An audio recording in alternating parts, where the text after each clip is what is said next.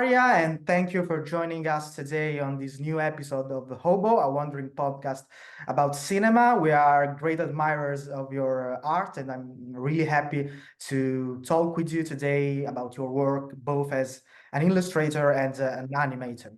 I would like to start this conversation talking a bit about the philosophy behind your drawing style, which allows for imperfection, even mistakes, in such beautiful ways. So, how does this philosophy of yours also apply when you move into animation, which is generally a very precise and rigorous form of filmmaking? I need to say that in graphic, I really have a philosophy of making mistakes, to let yourself make mistakes and to find your individual style. And it's based on a process I went through because I have 10 years of fine art school. And in some points, I was I needed to let myself to let all knowledges on the background and forget about that, and to find my style. But you absolutely right that animation is precise form of art and depend of many factors. Like we work with crew, we need to organize process as good as possible for people with whom we work about, and the process is a long, and we need to keep interest for ourselves and for people with whom we work, and we depend on the money. So yeah, the question of how we can make mistakes in animation, it's I can say that in animation, I use this philosophy only partly because I care about a crew, about the people with whom I work. But in the last movie, One Love, which I made, I can say that I was able to organize the process to have this space for experiments, to let myself make mistakes, to find something new. And you practice a technique that is in between sketching and animating, and even in your drawings, the still drawings you make, there always seems to be a feeling of movement, as if there was always a potential for animation in every drawing you make. Is that so? Yes, and again, it's because of the way of my way in art. I feel myself more as an artist, maybe just because of years which I spent doing art, visual art. And I started to make animation movies, I think, my first movie was around 6 years ago, so not so long time. And in the beginning, when I started to make animation, I can say that I struggled with the idea to make animation, classical animation, 2D animation. Like the rules, I don't know, maybe I'm just a person who doesn't like rules, but I did not enjoy it at all. And I created my own way in that. I started to make classes for students and for myself, because I looked at that not like students and teacher. I more looked at these classes like a laboratory of experiments which we can make in art. So I try to combine I try to adapt animation for artists. And it was my point, like the model, when the model posed, I asked the model freeze in the in betweens, in phases of animation of the movement. And the artists who drew, we were focused on our graphic task and graphic challenge. Like we use different techniques, and I made different tasks during these classes. And finally, each of us had a serial of graphic, and also when we made a sequence from this graphic, it works as animation. It was not classical animation, but in any way, it's a kind of movement, and it gave us inspiration.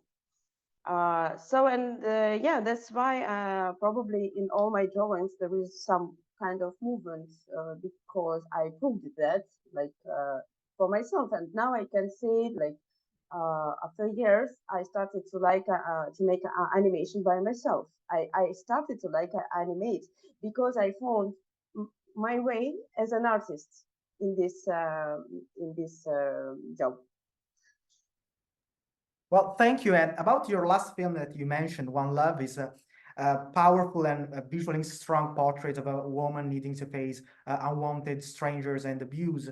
So I would like to know, how did you approach this topic? And more generally, how do you try to approach relevant themes in the present and in contemporary society with your art? I can say that in my art, I always speak about what I care about and I think about, uh, and particularly in this film. So I can say that the space of East Europe and especially Russia, where I am from, now I live in France, but this space is not safe, especially for women, and women are not protected, and we faced with abuse in our regular life. And the question how you could protect yourself in patriarchal society, it's the question like what could you do and how far you could go when you protect yourself, because there are many cases like when women get to prison or arrested just because they tried to protect themselves, but it went too far, and yeah, maybe like, and there is no rights, and it was important for me to speak about that in that moment. And actually, it was the last movie which I made in Russia before I immigrated. Even more than in your past works, in this latest short film, you rely heavily on the use of different textures and on the contamination between different styles. So I would like to know how much is improvised and instinctive in a project like this, and how much is already scripted from the beginning. I in the beginning of the production, I wrote a log line for myself and put it on the wall in front, like let myself make mistakes, not to be afraid of that, to make mistakes. I didn't care so much about results, but I was interested in a process, how far I can go with the experiments. And I organized the process like before. I told you about the crew and the responsibility of director to organize the process for the crew. And I organized the process like that I could do that. And I had a script, but I wrote the script some years before. And when I've got some money for production, I decided not to open the script. So I remember what was written there some way, but not particular. And I just started to make animatic. And in this animatic, it's like it was animatic, but it was already like animation, some kind of animation which needs to be just to put in betweens. And we experimented with techniques. I combined like video and even print techniques and some markers, some charcoal. It could be in one shot, different techniques. I mixed that. And it was very alive process. And I mean that sometimes when I started to make a new shots, I didn't know what will happen there. So it was like I go step by step, and it was, for me, it was amazing process. And of course, we are really depend of the money of the studios with whom we work. And as it was the last project in Russia, I didn't thought about that when I made it, but I mean that in that moment, I felt myself confident to do this. Now, when I start to work in France, I have no this option. Like no, I need to be very, very responsible, very particular and precise in the process, however, but it's okay. I mean that the animation is a long process, and it's like each film, it's like a baby with new rules, with new qualities, with new things which you can discover there. So there seems to be a great focus, and I can see also from the drawing behind you in your work on how the drawing of bodies can express various symptoms of repressed emotions, as in the recent exhibitions of yours, an anatomical atlas of pain. But even in other cases, there is always a great physicality in your drawings. So how do you approach this, and how does working live with models help you in this? oh, thank you. This last project, Anatomical Atlas of Pain, it's like a project which combine graphic, video, installations, sculptures, even performance. I mean that it was important project of last year, and again, it based on my feelings, what I go through, and I discovered that many people now react for what is going on, the war, the repressions we have now in different countries. Actually, now the war spread, and the war, all wars spread suffering. So, and I discovered that many people react for that with the bodies, and as we are like our body connected with our mental health. So it was interesting and important subject for me to speak about. I took some interviews of different groups of people from different countries who shared with me their experience in this. And I don't know, like for me, body is always important. I like to make nudes, like it's an important part of the artist's life. So yeah, maybe that's why I speak so much about the bodies, because I see the connection with our souls and mental health. You also have this part of teaching in your life. So can you tell us about a bit more about this? It was interesting for me some years ago. It was in between when I changed a bit my style of life, like from artist to directing of animation, like something new. And I go through the classes I made it, because in my classes I made it not for students. I make it for myself to discover more new things. But as it's interesting for me, it started to be interesting for students, of course, because when you're attracted by some subjects and you share with people, people follow you, and it was super interesting for me in graphic. And with students, we discovered many things in our classes, like experience with techniques, compositions, movement. Yeah, but now I'm not so interested, because, like, you know, I have a bit different life, and I changed country, I changed language. So maybe it could be interesting for me. Like now I start to make some workshop. We plan to make during the summer. I will make some several days workshop in Germany, and after I go in Turkey in September. So I mean that now it's like a bit different, not so a lot of freedom, because I need to be, it's always like, you know, you always balance between organization and experiments. And so now I'm in a state when I need to be more organized, to be more like given task for students to explain something. Okay, it's a new challenge for me. It's okay. But before in Russia, I was more freedom. Like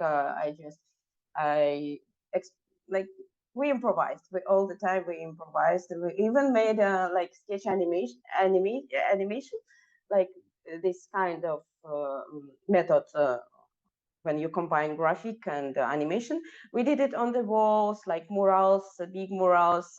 We did it on the small objects. Like we did so different and contrast things, and it was very interesting. That I saw how it influenced students, how it gave them this love for animation and for graphic. So I can say that I'm a bit proud of that time. You're rightly so. But you have worked with Andrey Khrzhanovsky on the future film The Nose, or The Conspiracy of Mavericks, and that's the Italian title at least. And what was your role in it, and what can you tell us about that experience? It was a super important project because it speaks about repressions in totalitarian regime of Stalin. Not only it's about conflict between intelligence people in Russia and government through this history, and it was always like that. And now what we see now in contemporary times, so we see that it's become to be even worse than it was before. And I was really happy to participate in this project. And in the beginning, I was just a storyboard artist, but after 1 year, this director, Andrey Khrzhanovsky, he asked me and my friend to be artistic directors. And it was like an opportunity because he's a known director in Russia. And he made a lot of important films, movies.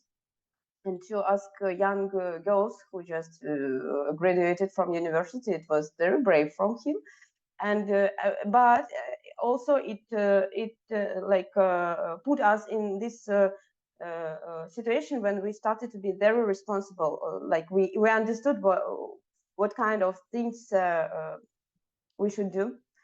And in this project, I learned how to organize process, how to work with crew, and we worked a long time on it, like 7 years.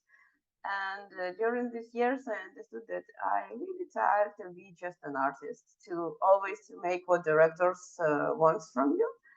And in this, during this period, I decided to try my own way in directing. So, and I proved myself. I really like my first film I made in parallel when I worked on a project of Khrzhanovsky, and parallel I did my first film Anna Cat and Mouse. So, and after that I decided not to work as like just to make my own projects in life. And I hope now I see it works. It still works. Like I can, even when I change the country, I still can work on my projects, and so I keep it. And one last question: are you working on something new right now? Yeah.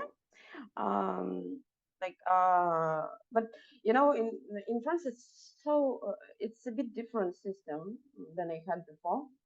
And I started this project like more than 1 year ago, and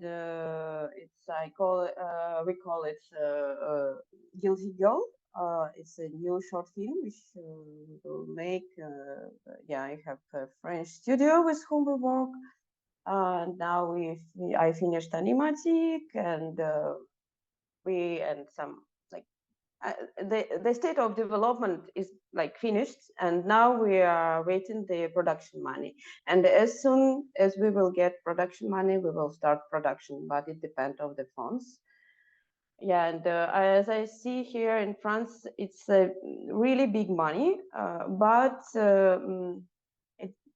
it doesn't change for me as a director some things. It's just give more time to we need more time to find money actually. But anyway, I learn new things, how it works here, and it's also interesting. Well, of course. Yeah, maybe you want to know, well, what about this project?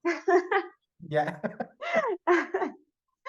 Yeah, and I wouldn't say a lot because like we're in progress, but it's again about abuse. But now it's about incest, and I think I see that I work like, for me it's the continue of previous films, but in a reverse way. Like I make steps backward in the young age, and I try to speak about what young person feel when the person growing up, and when the parents and abusive parents should, like, how we can take a freedom from this bond in our lives. Well, that's very interesting, and of course we can't wait to see it when it's finished. And I thank you so much, Varya, for your time and for joining us today on our podcast. It's been a pleasure talking to you. Thank you so much that you invited me. It was a pleasure for me as well. Thanks.